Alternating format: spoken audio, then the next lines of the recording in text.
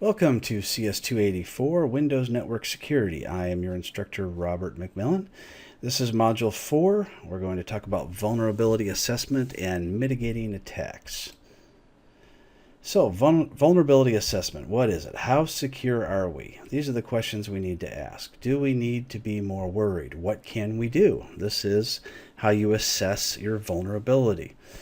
Protect all the things. Is that what should be? Funding, staffing, usability limitations. What should we protect? What should we not be that concerned about? What can we live security-wise without? So when you do a vulnerability assessment, you get together the department heads and you discuss all these different things and talk about what the costs are in case these various different areas are compromised. You put this all down on paper and then you figure out what things you're going to try to protect. Asset identification. What do we have that we need or want to protect?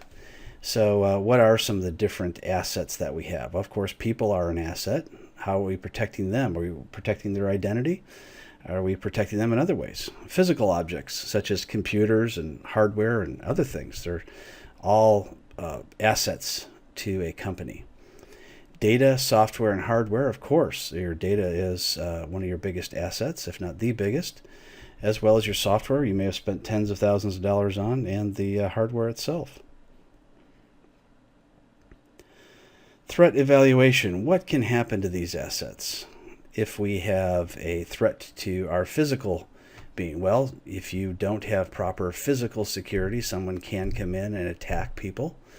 And you certainly would not want that to happen, so you want to look at your physical security. Logical security, that would, of course, encompass your data and what would happen if your data was stolen. You could have biological assets. Those could be assets that could expire over time.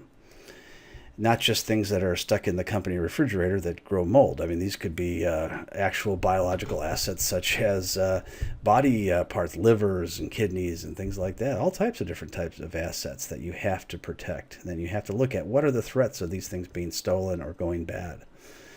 There are different types of threats. Of course, there's the deliberate threat, which we mostly talk about here in our 284 security class, but there's also accidental threats. I mean, if you have something destroyed accidentally, it's the same as if it happens deliberately. It's still destroyed. And then there's random threats as well. One of the latest attacks that people are going through now are groups of kids, usually, maybe some a little bit older, that are walking around and punching people in the face and then putting it on various different websites. So this is also a threat, of course, to people's safety. And you have to look at a random threat, someone who is just out to get back at the world in general. That could be a random threat. So we have to see the types of things that you need to protect in that type of scenario. So, a vulnerability appraisal. How can threats be brought about? One of these types of appraisals could be an attack tree. And attack trees are things that you can find on the internet. And we'll just go ahead. I did a search for an attack tree. I found one here. Bank account compromise. You've got all different types. This is a type of tree that you may use in a corporation to look to see who is in charge of who, like a management, and underneath that, various different employees. Well, you can also use these for attacks. So you can see here the user credential compromise. Here's some different ways you would do it. Surveillance, theft of token, smart card theft, reader manipulator, sniffing, and then it goes down the list. Vulnerability exploit, hidden code, injection of commands, maybe a man-in-the-middle attack, user credential guessing, brute force attacks, use of known authenticated session by attacker, normal user authentication with specified session ID we talked about in the last module, predefined session IDs we also talked about for session hijacking. So here's an attack tree for a bank account compromise so you can gain access to a bank account. And of course, these appraisals should go anywhere from the plausible to the ridiculous possibilities, because you never know what could be considered ridiculous today may actually be something plausible of tomorrow.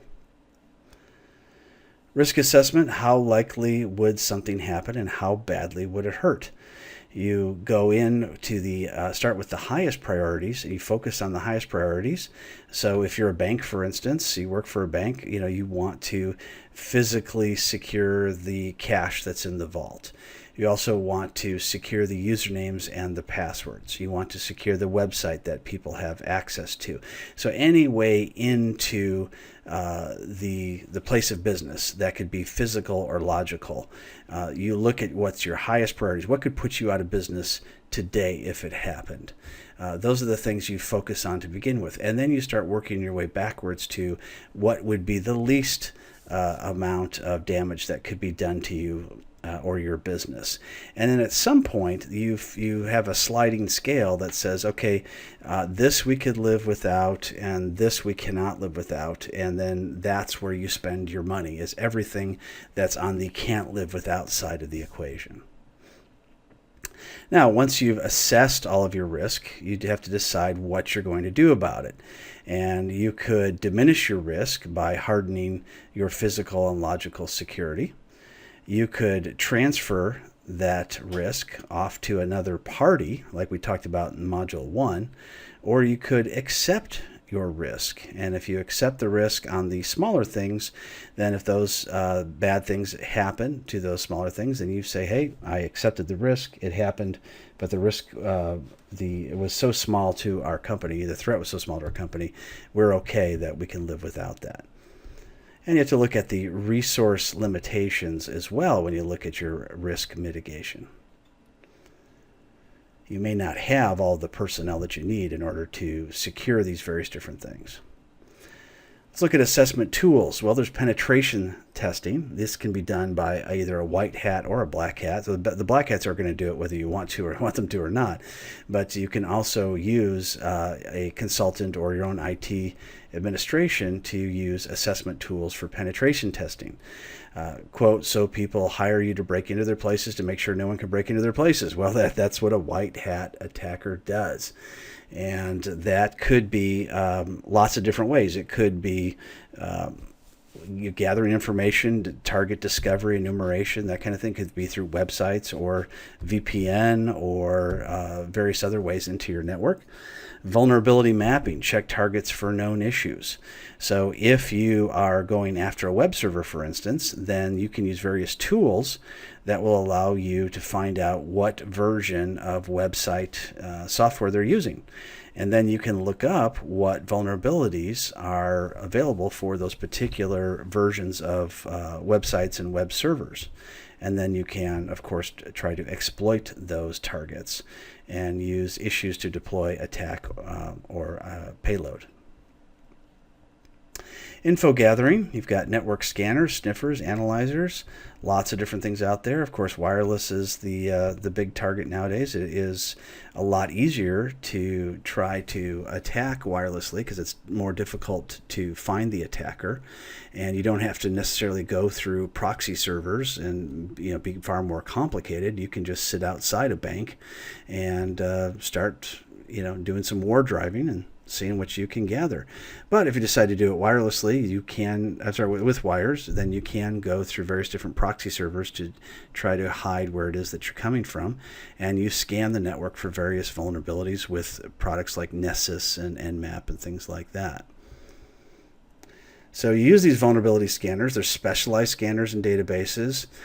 They can find out what software is running, what's the weaknesses, and if you're a white hat attacker, you report these kinds of things to the business executives, and you say, here are the various different vulnerabilities that I found on your network, and here's what it's going to cost to fix those vulnerabilities. So the auditor may not be the same person who fixes it because it might be a conflict of interest, but sometimes that happens, especially with smaller companies, that they allow that kind of thing. And that, of course, leads to hardening the network and defending the network. So let's take a look at this week's assignment for Lab 4. And you're going to download LandGuard, which is one of those products that can look at various different vulnerabilities, vulnerability scanners, and you've got a key here that you can use to register that land guard if you want to use that, unless you have your own key you want to use. And you also want to download and install the Windows version of Wireshark. There's a link to that there that you can use, or you can just do a search for it. And you can perform your own network capture either in the Streetic Annex or anywhere you have multiple computers that you have control over. So you don't want to do it in a place where people don't know you. It could be illegal if you do that.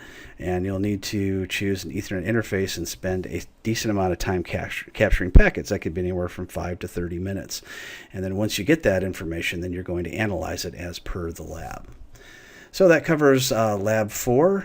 And that covered vulnerability assessment and mitigating attacks and exploitation.